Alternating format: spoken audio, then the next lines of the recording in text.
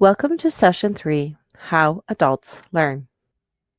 By the end of the session, you should understand the concept of active learning, be familiar with the ways in which working with adults differs from working with children, be aware of some of the challenges or barriers that adult learners face, and be familiar with the guiding principles for how adults learn best and be able to use these principles when planning tutoring sessions.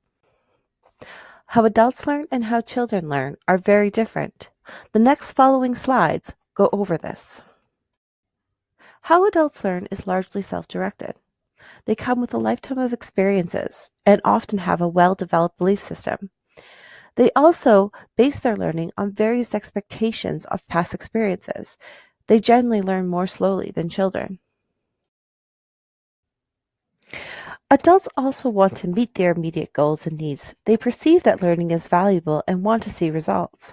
They come from diverse backgrounds and have different ages. Education skills may be weak in one area and strong in another.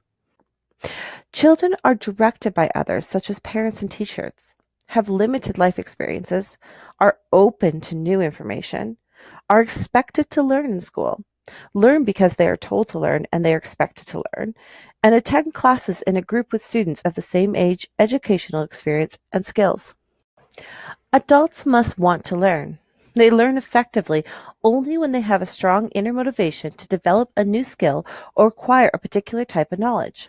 Adults will only learn what they feel they need to learn.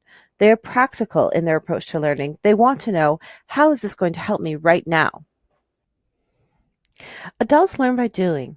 Children also learn by doing, but active participation is more important amongst adults.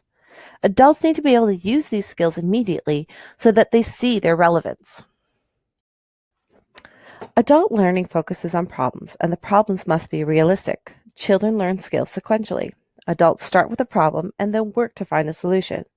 Begin by identifying what the learner can do, what the learner wants to do, and then address the gaps and develop practical activities to teach specific skills. Experience affects adult learning. Adults have more experience than children. This can be an asset and a liability. Use the learner's experience to build a positive future by making sure that negative experiences are not part of their experience in your tutoring session. Often adults only learn what they want to know. Involve adults in the learning process. Let them discuss issues and decide on possible solutions.